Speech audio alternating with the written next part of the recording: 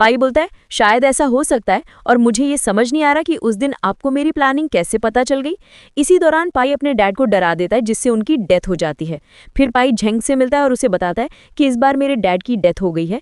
ये सुनकर झेंग कहता है पर मुझे ये समझ नहीं आ रहा कि उन्हें तुम्हारी प्लानिंग का पता कैसे चला और तुम्हें मारने की कोशिश किसने की थी, कहीं वो झेंग तो नहीं। पाई कहता है मुझे उनके पास से एक लेटर मिला था जो उस अटैक से पहले ही उनके पास पहुंच गया था और मुझे पूरा यकीन है कि इन सब में झेंग का कोई हाथ नहीं हो सकता। फिर पाई झेंग से बोलता है अब सब ठीक हो गया है, आपको वापस जाकर रेस्ट करना चाहिए। तब झेंग बोलता है जब तक मैं तुम पर अटैक करने वाले को नहीं ढूंढ लूंगा मैं रेस्ट नहीं कर सकता। अगले सीन में पाई सॉन्ग को उसकी एंगेजमेंट नियान के साथ तोड़ने के लिए कांग्रेट्स करता है तो सॉन्ग कहता है मुझे तो ये करना ही था क्योंकि मेरे दिल में सिर्फ एक लड़की के लिए जगह है, वो झैंग है। फिर कहता है मैं जानता हूँ तुमने झैंग को मेरी कंपनी में क्यों भेजा था, ताकि तुम नियान को पा सको क्योंकि तुम उसे लाइक करते हो। पाई कहता है वो मेरी बेवकूफ़ी थी कि मैं नियान जैसी लड़की को लाइक करता था, पर अब ऐसा नहीं है, मैं झैंग को लाइक करने लगा हूँ। ये सुनकर सॉन्ग बोलता है पर क्या वो तुम्हें लाइक करती है? मैंने उसे कई बार प्रोटेक्ट किया है इसीलिए वो मुझे लाइक करती है, और अगर तुम सच में उसे खुश देखना चाहते हो तो उसका पीछा छोड़ दो। ये सब सुनकर पाई झैंग के साथ गुजरे मोमेंट्स को याद करता है और अपसेट होकर वहां से चला जाता है। दूसरी तरफ वोंग लू को एक लेटर लाकर देता है जिसमें पाई की रियल आइडेंटिटी के बारे में लिखा होता है। ये देखकर लू पहले वाले लेटर को याद करता है जो मिसिंग लड़कियों के बारे में था और दोनों लेटर्स की हैंडराइटिंग को मिलाता है जो सेम होती है। फिर वोंग उससे पूछता है इसमें क्या लिखा है? लू कहता है कुछ खास नहीं और लेटर को जला देता है। इसके बाद लू झैंग के घर आता है जहां झैंग न्यूज़पेपर को जलाते हुए सोचकर खुश होती है कि एक एक करके मेरे दुश्मन मर रहे हैं। तब लू को देखकर वो उसके पास आती है तो लू कहता है मैं जानता हूँ पाई के डैड और पुलिस स्टेशन में वो लेटर तुमने ही भिजवाए थे।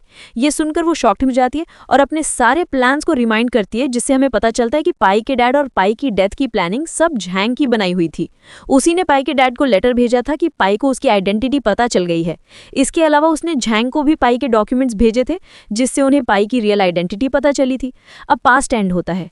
झैंग कहती है हाँ ये सब मैंने ही किया है, अगर तुम चाहो तो मुझे अरेस्ट कर सकते हो, पर मैंने ये सब अपना बदला लेने के लिए किया है। तब लू पूछता है क्या तुम अपनी प्लानिंग में मुझे भी इस्तेमाल कर रही हो? झैंग कहती है मैं तुम्हारे लिए ये सब नहीं रोक सकती। ये बोलकर वो वहां से जाने लगती है तो लू से रोककर हग कर लेता है और कहता है मुझे कोई फर्क नहीं पड़ता तुम क्या कर रही हो या कैसी हो, मैं हर हाल में तुम्हें लाइक करता हूँ।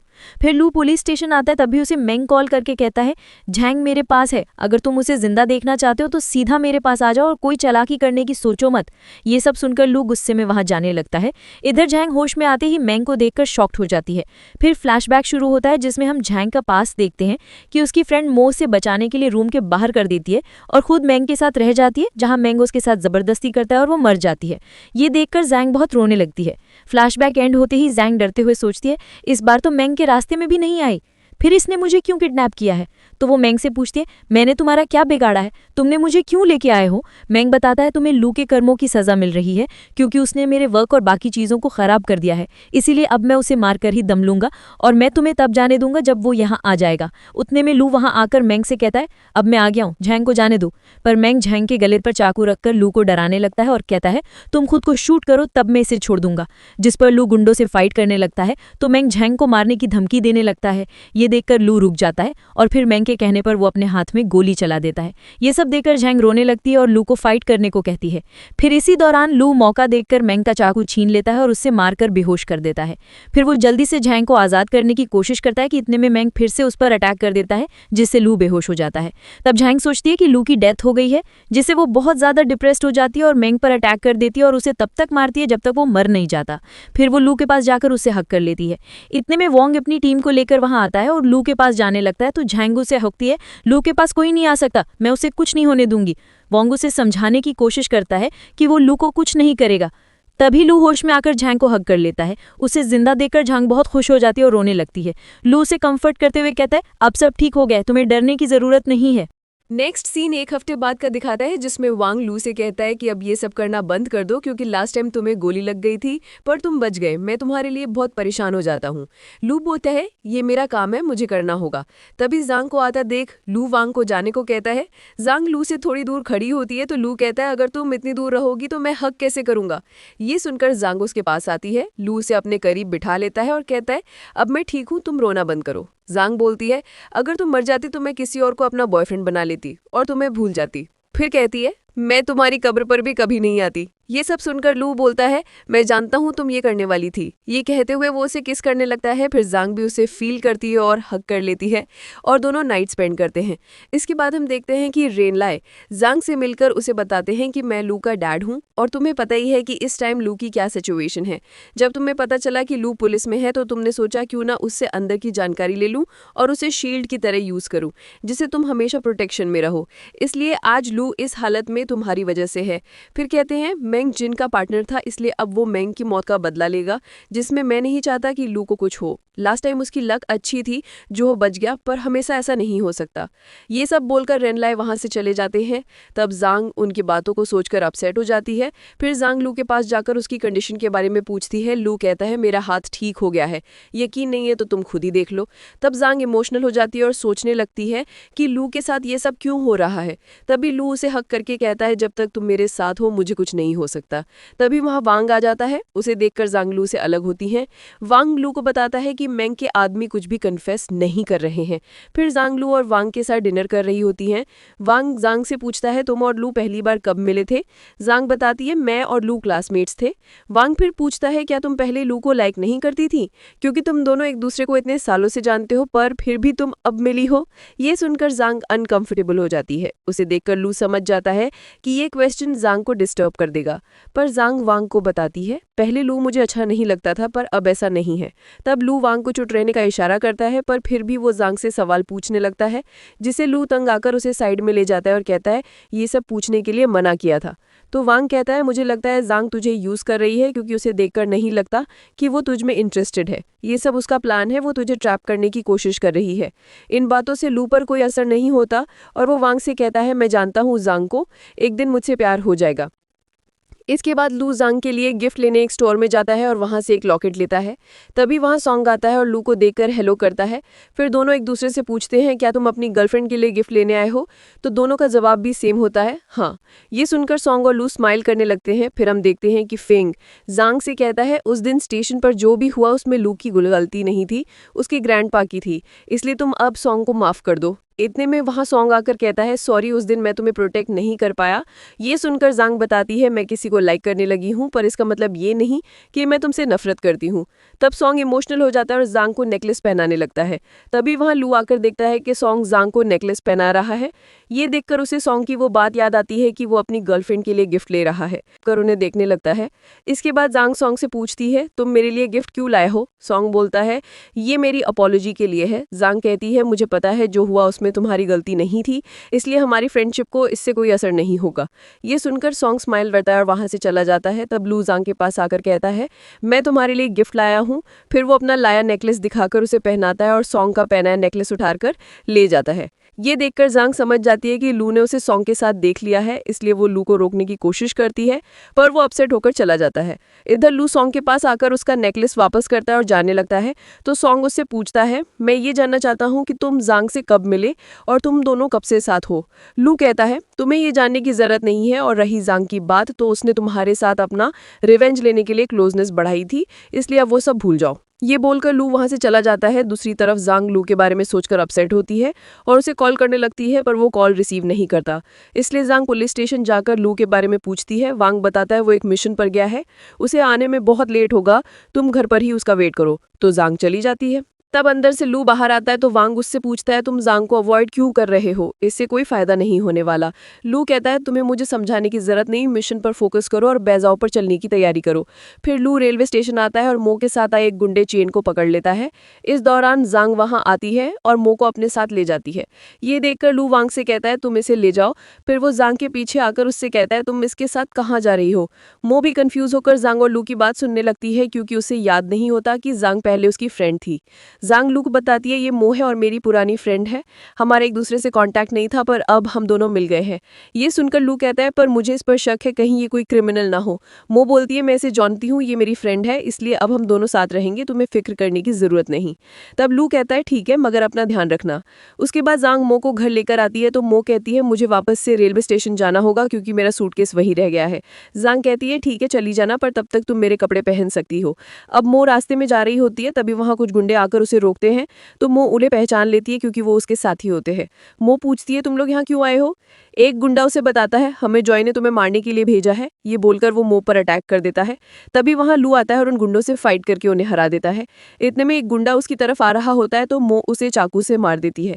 ये देखकर लू शॉक्ड हो जाता है और मो से कहता है, मुझे तुम्हारी आइडेंटिटी पता चल गई है क्योंकि तुमने बड़ी आसानी से उसे मार दिया। ये सुनकर मो कहती है, वो तुम पर अटैक करने वाला था इसलिए मुझे ये करना पड़ा। लू बोलता है, पर क्या तुम्हें पता है मैं कौन? अब लू मो के हाथ में हथकड़ी लगाकर झांग के घर लेकर आता है। मो बोलती है, क्या तुम सच में मुझे झांग के सामने ऐसे लेकर जाने वाले हो? ये सुनकर लू उसके हाथ में लगी हथकड़ी को खोल देता है। तभी वहां झांग आकर उनसे पूछती है, तुम दोनों साथ क्यों? इतने में उसकी नजर लू के हाथ पर जाती है जो जख्मी होता है, जिसे झांग परेशान होकर देखने लगती है। ये देखकर मो बोलती है, मुझे भी चोट लगी है। तो झांग मो को साथ लेकर रूम में चली जाती है, जिससे लू जलन महसूस करने लगता है। इधर झांग मो का बैंडेज करने के लिए फर्स्ट एड लेकर आती है। तभी वो मो के बर्थमार्क को देखती है। फिर फ्लैशबैक शुरू होता है जिसमें झांग मो के जख्मों पर क्रीम लगा रही होती है। तब वो उसके बर्थमार्क को देखती है। फ्लैशबैक खत्म होते ही झांग उससे कहती है, मेरी फ्रेंड के पास भी ऐसा ही निशान था। मो पूछती है, अब तुम्हारी फ्रेंड कहाँ चली गई? झांग इमोशनल होकर कहती है, मैंने उसे खो दिया है। ये सुनकर मो बोलती है, कोई बात नहीं, अब से मैं तुम्हारी फ्रेंड हूँ। ये सुनकर झांग खुश हो जाती है और उसकी पट्टी करती है। फिर झांग लू के पास आती है जो अपसेट बैठा होता है। तब लू वहां से जाने लगता है और कहता है, मुझे अभी भी मुंह पर शक है। झांग कहती है, मैं उसे अच्छी तरह जानती हूँ, वो ऐसा कुछ नहीं कर सकती। फिर उससे मुंह की हेल्प करने के लिए थैंक्स बोलती है। तो लू कहता है, ये सब मैंने तुम्हारे लिए किया है क्योंकि मैं तुम्हें खोना नहीं चाहता। इधर लू पुलिस स्टेशन आकर चेन से मिलता है और उससे जिन के बारे में जानकारी लेने लगता है। चेन बताता है कि जिन मो को मारना चाहता है क्योंकि वो उसके लिए काम करती थी और उसे सारे सीक्रेट्स पता है। ये सुनकर लोग गुस्सा हो जाता है और वहां से जाने लगता है। तो चेन कहता है, तुम ये मत समझना कि जिन को तुमने पहले पकड़ा था उसमें तुम्हारा दिमाग था, क्योंकि ये सब जिन ने तुम्हें गिफ्ट किया था ताकि तुम्हारा करियर बूस्ट हो सके। ये सुनकर लू बहुत गुस्सा हो जाता है और उस पर गन तान देता है। तो चेन बोलता है, मैं जानता हूँ इस बात पर यकीन करना मुश्किल है पर यही सच है। उसके बाद लू सीधा झांग के पास आता है और उसे बताता है कि मो जिन के साथ मिली हुई है, वो उसके क्राइम पार्टनर है और एरो को भी उसने ही मारा था। झांग कहती है, ये कभी नहीं हो सकता क्योंकि मैं मो को अच्छी तरह जानती हूँ, वो गलत काम नहीं कर सकती। और उस दिन पार्टी में मैंने मो को देखा था, उसने एर को नहीं मारा था। ये सब सुनकर लू कहता है, तो क्या तुम्हें मेरी बात पर भी यकीन नहीं है? तुम कब तक अपने प्लान्स को मुझसे छुपाए रखोगी, या तुम्हें मुझ पर ट्रस्ट नहीं है? झांग कहती है, अच्छा ये योगा, अब तुम मुझसे दूर रहो। ये सुनकर लू अपसेट हो जाता है और वहां से चला जाता है। फिर झांग मो के पास जाकर उसके जख्मों को चेक करने लगती है। तब वो झांग पर अटैक करके पूछती है, तुमने उस दिन क्या देखा था? झांग बोलती है, मैंने कुछ नहीं देखा था, पर मुझे पता है तुम जो भी करोगी वो किसी मकसद के लिए करोगी। मैं तुम पर ट्रस्ट करती हूँ, इसलिए तुम पर शक नहीं कर सकती। ये सुनकर मो इमोशनल हो जाती है, उसे अपने बचपन की बातें याद आती हैं। तब फ्लैशबैक शुरू होता है जिसमें मो का बचपन दिखाया जाता है। वो अनाथ होती है और लोग उसे परेशान करते हैं। तब जिन उसके पास आता है और उसे अपने साथ ले जाता है, जिसके बाद लोग उसे परेशान करने से डरते हैं। फ्लैशबैक खत्म होती है, मो झांग को थैंक्स बोलती है और बताती है कि जिन ने मुझे धोखा दे दिया है, अब वो मुझे मारना चाहता है। तो झांग कहती है, तुम परेशान मत होना, तुम्हें कुछ नहीं होगा। मो कहती है, मुझे यहाँ से जाना होगा क्योंकि अब वो मुझे नहीं छोड़ेगा। अगर मैं यहाँ रही तो तुम्हारी जिंदगी भी खतरे में चली जाएगी। पर फिर भी झांग उसे सांत्वना देती है। उधर जिन का असिस्टेंट उसे बताता है कि लू ने मो को बचा लिया और हमारा प्लान फेल हो गया। ये सुनकर जिन कहता है, इस बार फिर से लू बीच में कैसे आ गया? असिस्टेंट बताता है, लू की गर्लफ्रेंड ने मो को अपने घर पर रखा, इसलिए लू ने उसे प्रोटेक्ट किया है। तो जिन कहता है, मो को वापस ले आओ, मुझे उससे बात करनी है। इसके बाद गुंडे मो को जिन के पास लेकर आते हैं। तब मो उससे कहती है, तुम ये सब क्यों कर रहे हो? जिन बोलता है, मुझे अपने एक्सपेरिमेंट में कामयाब होना है, इसके लिए मुझे ये सब करना ही होगा। फिर वो मो के करीब जाने लगता है जिससे वो डरकर पीछे होती है। अब झांग मो के बारे में सोच रही होती है कि वो जिन के साथ किस तरह इन्वॉल्व हुई होगी। तब उसे पास्ट की बातें याद आती हैं और वो जल्दी से लू के पास जाकर कहती है, मैं जानती हूँ जिन कहाँ मिलेगा। फिर वो लू के साथ उस जगह पर आती है जहाँ उसे पास्ट में लाया गया था और उसके साथ जबरदस्ती की गई थी। उन सारी यादों को याद करते हुए बहुत डिप्रेस्ड होने लगती है। तो लू उसका हाथ पकड़कर कहता है, मैं तुम्हारे साथ हूँ। तभी उसकी नज़र वहाँ रखी एक बॉडी पर जाती है जो बुरी हालत में बेहोश होती है। वो मो रहती है जिस पर जिन ने एक्सपेरिमेंट किया होता है। ये देखकर झांग बहुत रोने लगती है और मो पर अपनी जैकेट डाल देती है। फिर उसे पास्ट याद आता है कि वहां भी उसने मो को खो दिया था और इस बार फिर से वो कुछ नहीं कर सकी। इसके बाद लू मो को हॉस्पिटल लेकर आता है जहां झांग मो के पास बैठी रो रही होती है। डॉक्टर लू को बताता है ये एक चमत्कार की तरह है कि मो बच गए, वरना इसकी हालत बचने वाली नहीं थी और ये कब तक होश में आएगी मैं नहीं बता सकता। ये सुनकर लू अपसेट हो जाता है और झांग के पास जाने लगता है, पर उसकी हालत देखकर वहां से चला जाता है। जिसके बाद लू चीफ के पास आकर कहता है, जब मैंने उस जगह को सील करने का ऑर्डर दिया तो ऐसा क्यों नहीं हुआ? मैं जानता हूँ सारी लड़कियों को गायब करने के पीछे जिनका हाथ है। चीफ कहता है, मैं इसमें कुछ नहीं कर सकता और बेहतर यही होगा तुम भी इन्वेस्टिगेट करना बंद कर दो। ये सुनकर लू बोलता है, ठीक है, अब मैं एक ऑर्डिनरी इंसान बनकर इस केस को इन्वेस्टिगेट करूंगा और इसे खत्म कर दूंगा। फिर वो अपनी पुलिस की जॉब से रिजाइन कर देता है। तब रिनलाई लू से कहते हैं, तुमने पुलिस फोर्स छोड़कर अच्छा किया और अब इस केस को इन्वेस्टिगेट करना भी बंद कर दो, क्योंकि तुम जानते नहीं वो जिन बहुत पावरफुल है और मैं तुम्हें कुछ होते हुए नहीं देख सकता। लू कहता है, मैं सिर्फ एक बात जानना चाहता हूँ कि ग्रैंडपा इस केस में कितने जुड़े हुए हैं। रिनलाई बोलते हैं, तुम्हें ये बात समझनी होगी कि मैं अपने डैड के खिलाफ नहीं जा सकता, पर तुम्हें समझा सकता हूँ। लू कहता है, अब मैं खुद उस जिन को पकड़कर इस केस को एंड करूंगा, क्योंकि उसने बहुत सारे फैमिलीज को बर्बाद किया है। इतनी लड़कियों की जिंदगी जिन ने खराब की है, उसे जीने का कोई हक नहीं है। ये बोलकर लू जाने लगता है तो रिनलाई उसे रोकते हुए कहते हैं, ये तो बताते जाओ कि तुम वापस जिंदा होगे या नहीं, ताकि मैं तुम्हारे फ्यूनरल की अरेंजमेंट कर सकूं, क्योंकि मैं जानता हूँ वो लोग बहुत डेंजर है और मुझे तुम सही सलामत चाहिए। मैं तुम्हें खोना नहीं चाहता। ये सब बोलते हुए रिनलाई रोने लगते हैं, पर लू गुस्से में वहां से चला जाता है। इधर झांग नियान और जिनके बारे में सोच रही होती है कि वो दोनों एक दूसरे को कैसे जानते हैं, और नियान तो अपनी फैमिली की अडॉप्टेड डॉटर है, फिर भी वो जिनके इतने क्लोज क्यों हैं? ये सब सोचते हुए न्यूज़पेपर निकालकर देखने लगती है और तब उसे समझ में आता है कि नियान की फैमिली की रियल डॉटर मो है, क्योंकि उसके पास वही बर्थ मार्क है।